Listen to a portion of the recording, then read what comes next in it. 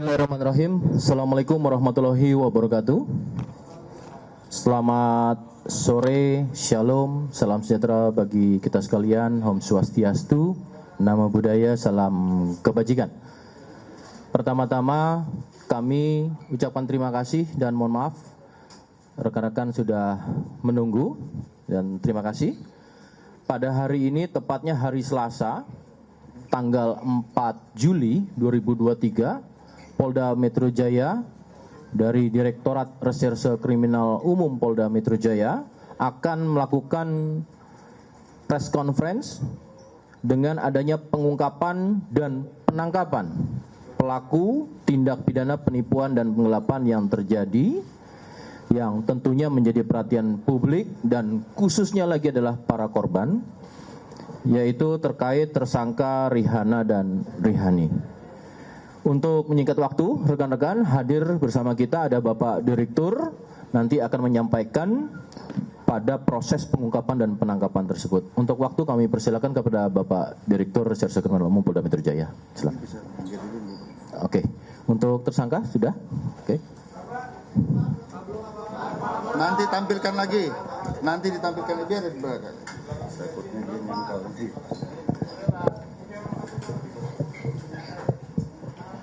Baik, rekan-rekan sekalian, Assalamualaikum warahmatullahi wabarakatuh.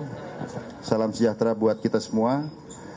Rekan-rekan sekalian, sebagaimana kita ketahui terhadap kasus penipuan yang dilakukan oleh tersangka atas nama Rihana dan Rihani ini, Polda Metro Jaya telah membentuk tim khusus, baik itu penyelidikan maupun penyidikan yang melibatkan beberapa subdit, yang langsung dipimpin oleh Wadir Krim Polda Metro Jaya, AKBP Imam Yulis. Karena memang sebagaimana rekan-rekan ketahui, saat ini Direktorat Reserse Kriminal Umum sedang melakukan beberapa penanganan kasus-kasus besar. Mungkin dalam waktu yang tidak berapa lama ada lagi pengungkapan yang membutuhkan konsentrasi daripada tim sus yang lain. Nah, untuk kasus Rihana Rihani ini, kita adakan tim khusus baik penyelidikan maupun penyidikan yang dipimpin oleh Bapak Wadir Krim Polda Metro Jaya. Rekan-rekan sekalian, dari tim sus ini kita melakukan penarikan LP-LP yang sudah ada ataupun dilaporkan selain daripada di Polda Metro Jaya, yaitu di beberapa Polres, yaitu totalnya adalah 18 laporan polisi. Ini disatukan di Polda Metro Jaya dan kami konstruksikan daripada pasal yang ada. Yang pertama, ini adalah kasus terkait dengan penipuan dan penggelapan yang dilakukan secara berlanjut ataupun forgeset handling, pasal 64 KUHP. Apabila dalam proses penyidikan nanti ternyata ini merupakan mata pencaharian daripada yang bersangkutan ini, kita akan terapkan pasal yang lain juga. Apakah 379A KUHP, dan juga karena ini modusnya adalah menggunakan media sosial, kita juga akan terapkan Undang-Undang ITE, pasal 28 Undang-Undang ITE. Oleh karenanya, rekan-rekan harap maklum, ini kita sedang penyidikan awal, yang bersangkutan sudah tersangka dan kita tahan.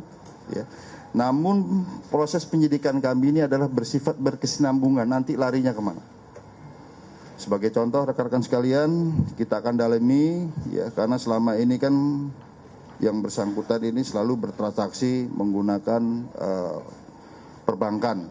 Kita akan dalami, karena dari LP yang kita terima, total kerugian itu adalah 35 miliar. Tapi akan kami dalami, mungkin ini baru sebagian. Apakah ada korban-korban yang lain, kami akan dalami lagi. Kemudian rekan-rekan sekalian, ternyata hasil pemeriksaan sementara dari korban, kita menerima informasi bahwa ini modusnya adalah seperti skema Ponzi dari reseller, range kerugian antara 200 sampai 800. Namun setelah kita dalami, sementara bahkan ada yang sampai 3 juta ini. Satu produk yang ditawarkan itu.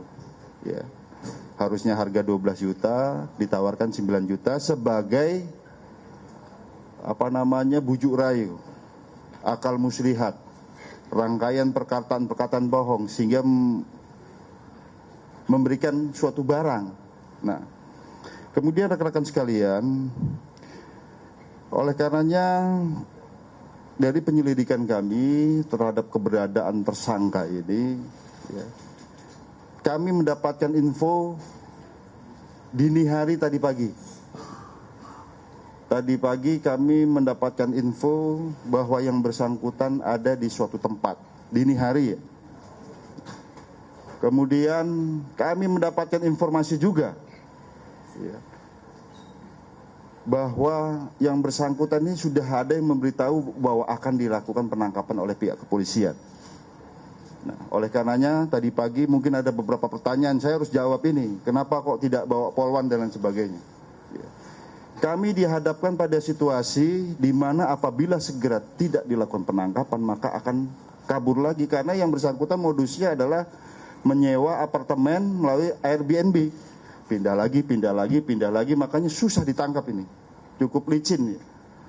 Ya. Dihadapkan pada situasi seperti itu maka penyidik melakukan tindakan yang dikenal dengan istilah diskresi. Ya. Ya, salah satu azasnya adalah azas nutzaklik, azas keperluan, dan dulmatik, azas tujuan. Artinya memang ini sangat perlu dilakukan. Apabila diskresi ini tidak dilakukan maka tujuan akan tidak tercapai. Yang bersangkutan mungkin tidak tertangkap. Ya. Oleh karenanya, ya, dengan tidak melanggar hukum tentunya yang lain, kami segera melakukan penangkapan, di backup oleh security, ya. Kemudian didampingi oleh keluarga daripada tersangka ini, ya. Kemudian juga tidak melakukan penggeledahan badan, ya. Kita masukkan ke dalam mobil pada posisi yang terpisah, makanya tidak kami borgol pada saat membawa kemari. Bukan suatu keistimewaan, bukan. Nanti justru kita borgol terjadinya, wah ini kok polisi laki-laki kok memborgol tersangka perempuan, salah lagi kita. Ini harus dipahami oleh rekan-rekan sekalian. Jadi diskresi dengan azas keperluan, ya, nutzaklik, dan azas tujuan dulmatik di sini.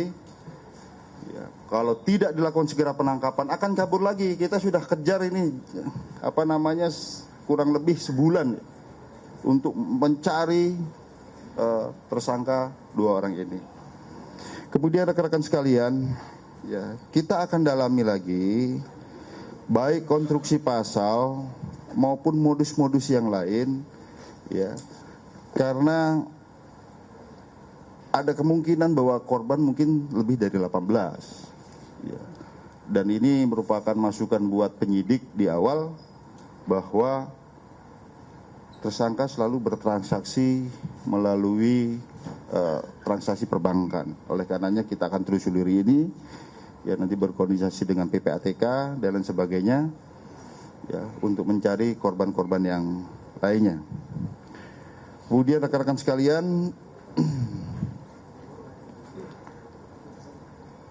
untuk konstruksi pasalnya sebagaimana yang kita jelaskan tadi, ini yang pertama adalah pasal 378 dan atau pasal 372 KUHP, itu tipu gelap.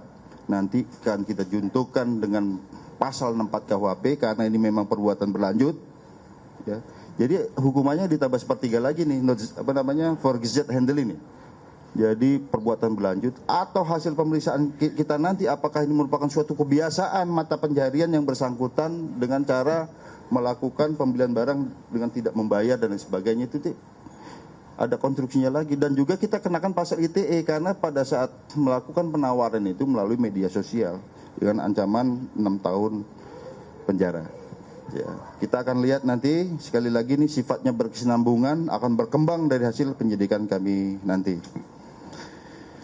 Ini secara garis besar yang perlu kami sampaikan, ya. Jadi alhamdulillah tadi pagi dini hari kita bisa melakukan penangkapan di apartemen M Town, ya, di Tangerang. Ya, mudah-mudahan kita bisa ungkap secara garis besar, ya,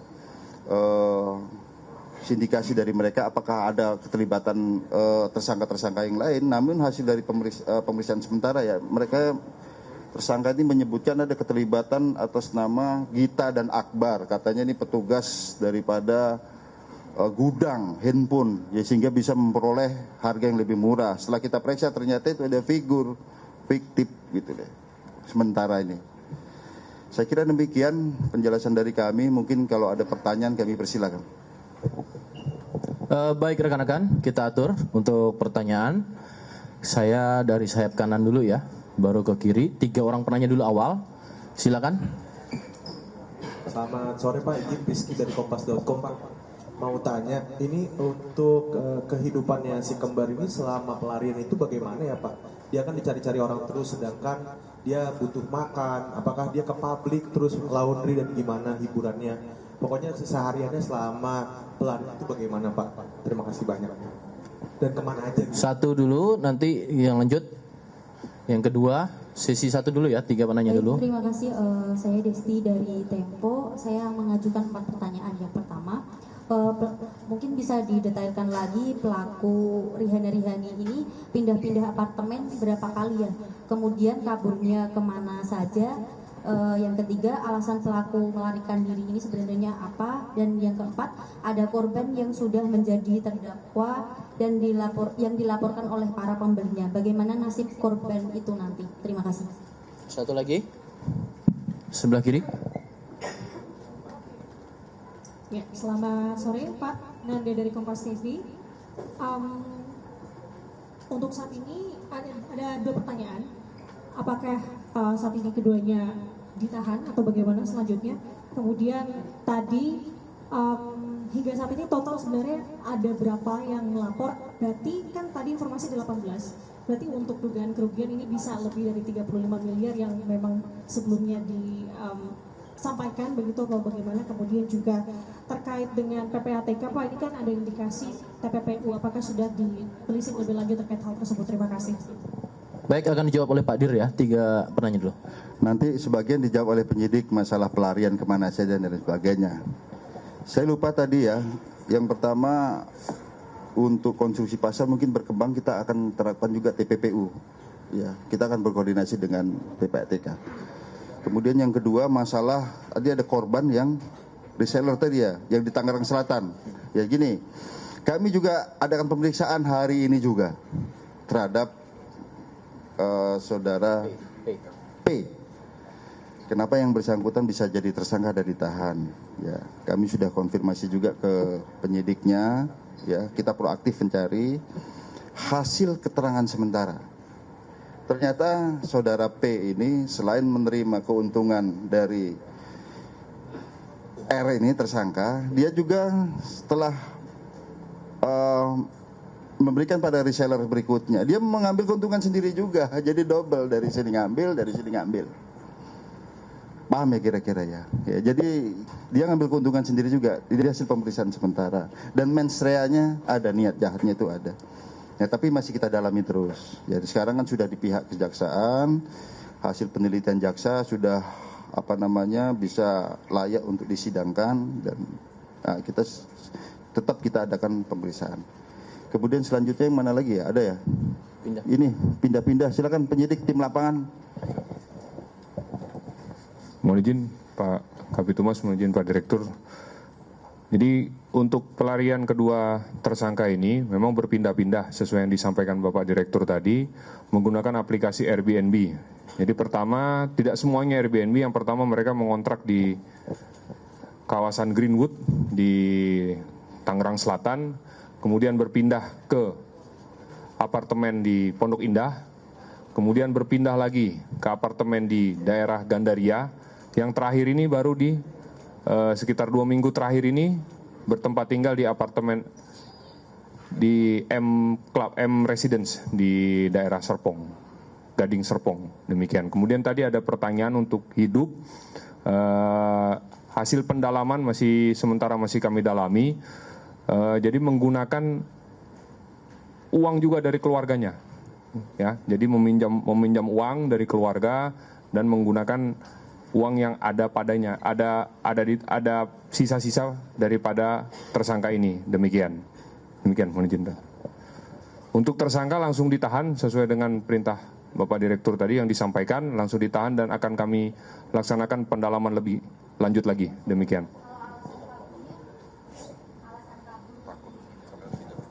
Karena ya memang menghindari petugas, takut ditangkap. Siap. Pakai aplikasi terus juga sempat pakai uang juga kan.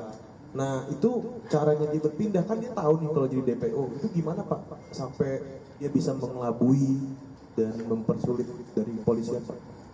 Ya sebenarnya nggak mengelabui, ya hanya memang berpindah-pindah tempat itu secara random dan secara memang berjangka waktu yang sebentar di sini, sebentar di sini, sebentar di sini gitu. Jadi bukan memang mengelabui bagaimana, tidak, hanya memang secara berkala temporary mereka pindah-pindah tempat.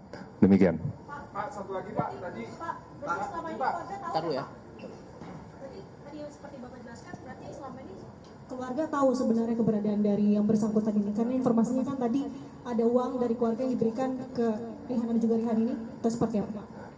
Jadi tidak semua keluarga tahu keberadaan dari kedua tersangka ini. Akan tetapi ada dari dulu riwayat peminjaman uang yang dilakukan terhadap keluarga yang digunakan sekarang ini untuk selama mereka dalam pelarian ini, begitu.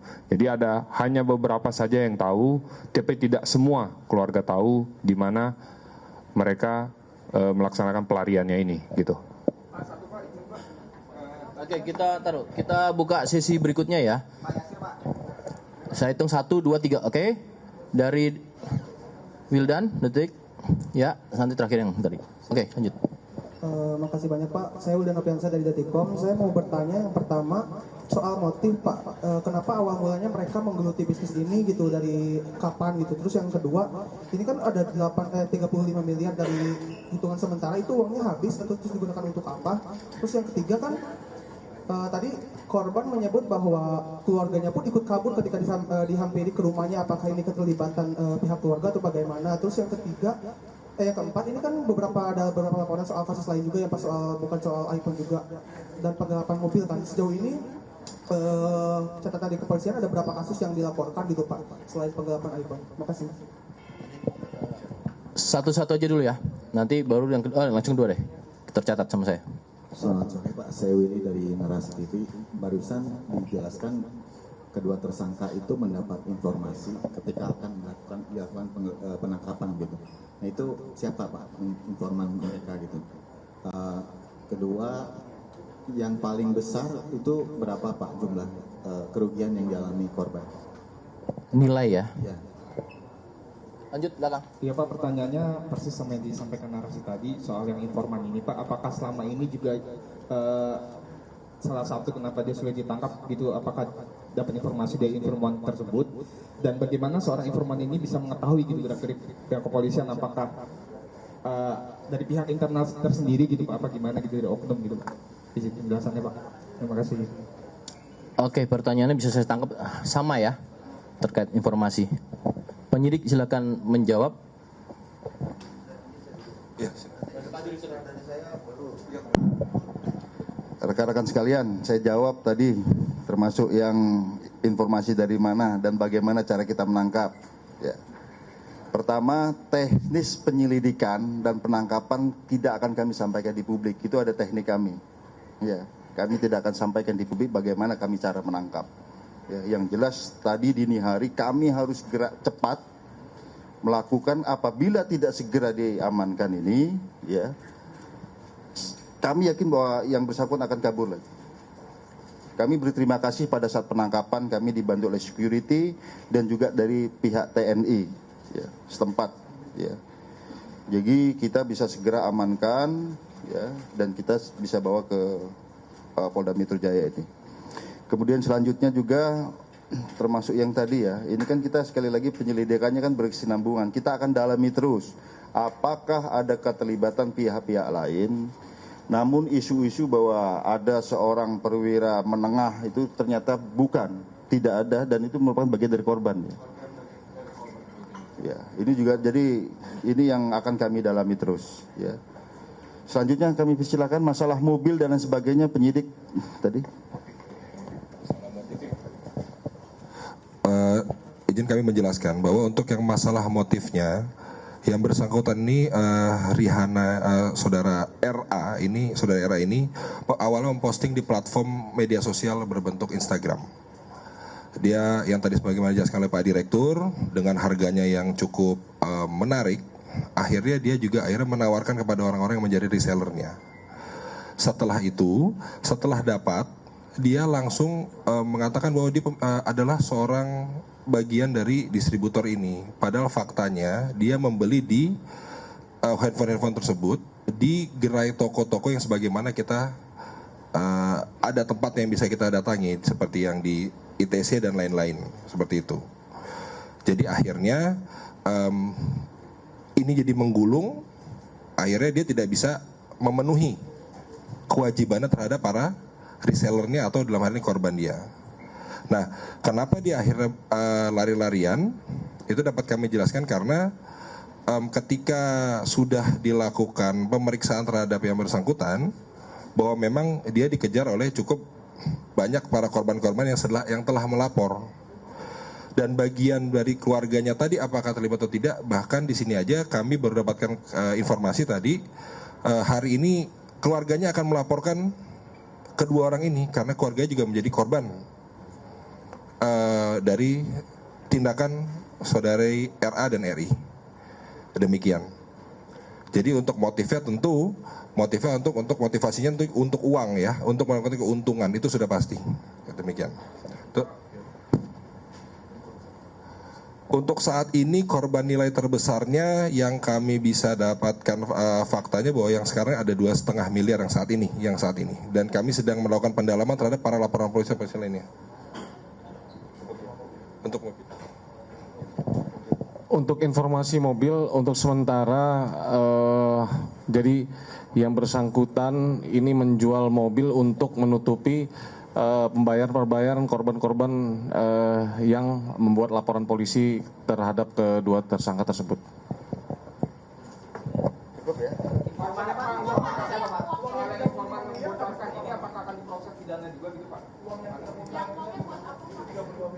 Ya. Jelasin, penyidik. Maaf, tadi kami tambahkan sedikit. Masih kami dalami. Tapi kalau untuk mendapatkan uangnya tentunya karena dia ada reseller dan mendapatkan untung dari setiap unit. Tapi untuk berapa pastinya saat ini kan kami hanya mendapatkan keterangan dari para korban. Nah, kami akan mensinkronisasikan dan melakukan pendalaman dari fakta-fakta yang ada yang akan dapat kami keterangan dari saudari RA dan saudara RI. Demikian. Pak, informannya siapa tuh Pak? Direktur kan nggak boleh tadi. Itu bakal dipasang nggak? Karena kan membocorkan saat anggota mau menangkap bisa dikenai pidana. Cukup ya. Pak, keterangannya ini 30 menit sudah habis kok Pak. Kan ini masih baru kita periksa ya, baru kita ada hari ini. Kita harus kembangkan lagi nanti kemana, lari kemana, apa keterlibatan orang lain, nanti kita. Rekan-rekan, ini penyidikan awal pasca pengungkapan dan penangkapan. Tentunya berikan kesempatan dan yakin penyidik akan bekerja secara proporsional, prosedur dan profesional. Ya, tentu ada langkah-langkah juga secara interprofesi yang akan dilakukan. Maka kita akan sama-sama menunggu. Dan terima kasih atas perhatiannya. Sementara ini akan kami tutup terlebih dahulu press conference ini. Terima kasih. Wabillahi taufiq walhidayah. Assalamualaikum warahmatullahi wabarakatuh.